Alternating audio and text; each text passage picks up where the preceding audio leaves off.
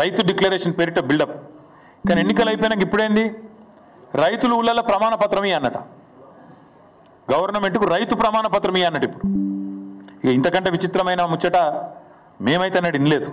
మాకు ఇంకా ఆశ్చర్యం ఎక్కడ అనిపిస్తుందంటే, ఇదే ప్రభుత్వం కాంగ్రెస్ ప్రభుత్వం రాగానే వచ్చిన మొదటి 10-15 రోజులలోనే ఈ డ్రామా షురూ చేసిండ్రు. ఏమని పెట్టి రానాడు, ప్రజాపాలన దరఖాస్తులు పెట్టుకోండి అంటే పాపం 1,06,00,000 మంది దరఖాస్తులు పెట్టుకున్నారు. ఈ దరఖాస్తులలో మీరు చూడొచ్చు, స్పష్టంగా రాసింది ఇక్కడ రెడ్ మార్క్తోని ఇక్కడ మార్క్ చేసి ఉంది. ఈ దరఖాస్తులు దేనికి తీసుకున్నారు అన్నాడు, దేనికంటే మహాలక్ష్మి, రైతు భరోసా, గృహజ్యోతి, ఇందిరమ్మ ఇండ్లు, చేయూత పథకంల కొరకు. ఈ ప్రజాపాలన దరఖాస్తులు 1,06,00,000 దరఖాస్తులు రాష్ట్ర ప్రభుత్వం స్వీకరించింది. ప్రజాపాలన అయిపోయినాక చెప్పింది, మేము స్వీకరించినాం దరఖాస్తులు, మాకు దరఖాస్తులు అందినాయి, ముట్టినాయి అని చెప్పిండ్రు. ఇది ప్రజాపాలనలో ఈ కాంగ్రెస్ ప్రభుత్వమే ఆనాడు రైతు భరోసా కోసం కూడా రాష్ట్రంలోని రైతులందరి దగ్గర సమాచారం సేకరించింది, తీసుకున్నది. ఇలా ప్రభుత్వం దగ్గర ఉండాలి. అది కాకుండా విచిత్రం ఏంటంటే ఇప్పుడు మళ్ళొక్కసారి కొత్త డ్రామా. మొన్నటిదాకా కులగణన అని చెప్పి రాయించుకోమన్నారు, అంతకుముందేమో ప్రజాపాలన అని చెప్పి ఆగమాగం చేసిండ్రు, చాంతాడంత లైన్లు కట్టించారు ఎక్కడికక్కడ. ఇప్పుడు మళ్ళా కొత్తగా రైతులు ఊళ్ళల్లో ప్రమాణపత్రం ఇవ్వాలి, ఇస్తేనే మేము మీకు పైసలు ఇస్తాం. దేశ మొదటి ప్రధానమంత్రిగా బాధ్యత తీసుకున్న తర్వాత ఎడ్యుకేషన్ అండ్ ఇరిగేషన్ రెవల్యూషన్ తీసుకొచ్చి ఆనాడు 563 సంస్థానాలను స్వతంత్ర భారతదేశంలో విలీనం చేయడానికి ఒక పక్కన ఒక ప్రక్రియ చేపడుతూనే ఈ దేశంలో ఉండే కోట్లాది ప్రజల యొక్క జీవన స్థితిగతులు మారాలి అని అంటే పంచవర్ష ప్రణాళికలు తేవాలి, హరిత విప్లవాన్ని ముందుకు తీసుకువెళ్ళాలి అన్న ఆలోచనతోనే ఆ రోజు ఎడ్యుకేషన్ అండ్ ఇరిగేషన్ రెవల్యూషన్ కార్యక్రమాలు తీసుకురాబట్టే ఈరోజు దేశంలో ఎక్కడ మేధావులు అవసరమైన, సాంకేతిక నిపుణులు అవసరమైన భారతదేశం నుంచే మనము ఎగుమతి చేయగలిగిన స్థాయికి వచ్చినామంటే ఆనాడు గొప్ప గొప్ప యూనివర్సిటీలను పండిత్ జవహర్లాల్ నెహ్రూ గారు ప్రారంభించారు. కాబట్టే ఈరోజు మనందరికీ కూడా విద్య అందడం జరిగింది.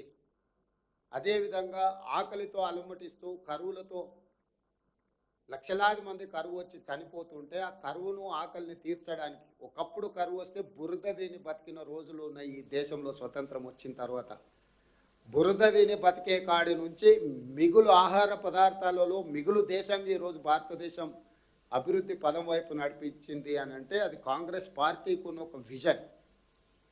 ప్రపంచంతో పోటీ పడగలిగిన శక్తిని ఈ దేశానికి కాంగ్రెస్ పార్టీ అందించింది. ఈరోజు గొప్పగా పదే చాలామంది సిలికాన్ వ్యాలీలో మా రిప్రజెంటేషన్ ఉంది, యుఎస్లో ఐటీ ప్రొఫెషనల్స్ అంతా మా దేశం వాళ్ళు ఉన్నారు అని మనం చెప్తున్నాం.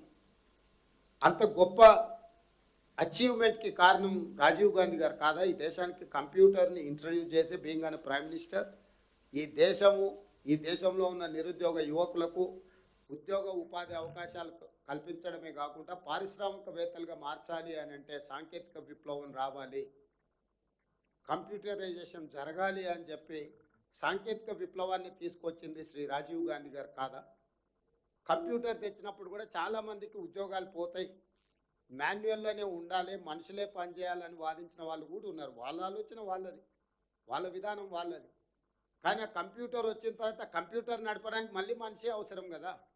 ఎంత కంప్యూటర్ల వినియోగం పెరిగితే అంత సాంకేతిక నైపుణ్యం ఉన్న ఉద్యోగ ఉపాధి అవకాశాలు పెరిగినాయి.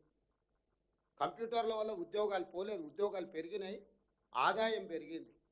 ఈరోజు ప్రపంచం మన వైపు చూస్తుంది. ఎవరో కొత్త కంపెనీ ప్రారంభించుకోవాలంటే భారతదేశం నుంచి సాంకేతిక నైపుణ్యాన్ని, హ్యూమన్ రిసోర్స్ని ఇంపోర్ట్ చేసుకోవాలని ఇతర దేశాలు ఆలోచన చేస్తుంది. ఆ విధంగా రాజీవ్ గాంధీ గారు ఈ దేశానికి ఇంకొక నూతన శకాన్ని 21వ శతాబ్దంలోకి దేశాన్ని తీసుకెళ్లడానికి పండిత్ జవహర్లాల్ నెహ్రూ నుంచి మొదలు పెడితే శ్రీ రాజీవ్ గాంధీ వరకు కాంగ్రెస్ పార్టీ ఒక గొప్ప విధానాలను తీసుకొచ్చింది.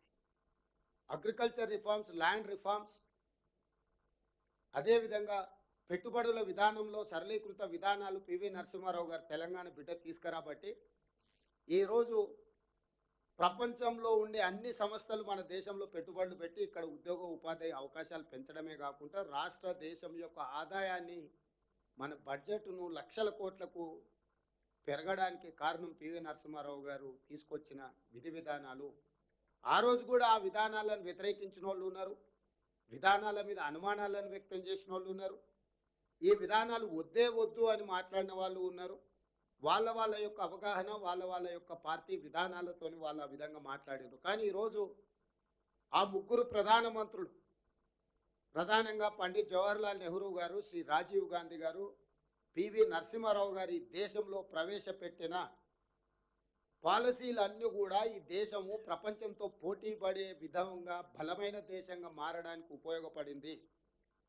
ఈరోజు పేదలు, దళితులు, ఆదివాసీలు, గిరిజనులు, బలహీన వర్గాలు భూములకు హక్కులు వచ్చినాయి. భూ యజమానులు ఏ విధంగా అయినరు? సీలింగ్ భూముల పట్టాలు ఇవ్వడం ద్వారా, పేదలకు అసైన్మెంట్ ల్యాండ్స్ ఇవ్వడం ద్వారా వాళ్ళ ఒక ఆత్మగౌరవాన్ని పెంచడానికి వాళ్ళు చేసిన కృషి. ఆ రోజు జాగీర్దారులు, జమీందారులు, భూస్వాములు 100% వ్యతిరేకించారు. పివి నరసింహారావు గారు తీసుకొచ్చిన అగ్రికల్చర్ సీలింగ్ యాక్ట్ కానీ, అసైన్మెంట్ పట్టాలు ఇచ్చినప్పుడు ఈ భూస్వాములు అందరూ వ్యతిరేకించారు. ప్రతివాడికి భూమి వస్తే మా భూమిలో కూలీగా పనిచేసేటోడు ఎవడు ఉంటాడు, మాకు బానిసలుగా ఎవరు ఉంటారు, వెట్టి చాకరీ తగ్గిపోతుంది కదా, వెట్టి చాకరీ పోతే మా మనుగడ ఎట్లా అని భూస్వాములు, జామీందారులు, వీళ్ళందరూ ఆ రోజు ఆ విధానాలను వ్యతిరేకించారు. వాళ్ళు కొద్దిమంది ఉంటారు ఎప్పుడు, ఎందుకంటే వాళ్లకు ఎప్పుడూ పేదరికం అట్లనే ఉండాలి, పేదరికంలో మగ్గిపోతుండాలి. వాళ్ళ జీవితాలు బాగుపడితే మాకు కట్టు బానిసలు ఉండరు, వెట్టి చాకరీ చేసే వాళ్ళు ఉండరు, మాకు వాళ్లకు తేడానే లేకుండా పోతే మేము వాళ్ళు ఒకే దగ్గర కూర్చొని ఒకే దగ్గర భోజనం చేసే పరిస్థితి ఉండి, ఒకే పరిస్థితిలో ఇతర దేశాలు, ఇతర రాష్ట్రాలు పోయినప్పుడు మాతో పాటు మా పక్కన విమానంలో వాళ్ళు కూర్చుంటే మేము భరించలేము.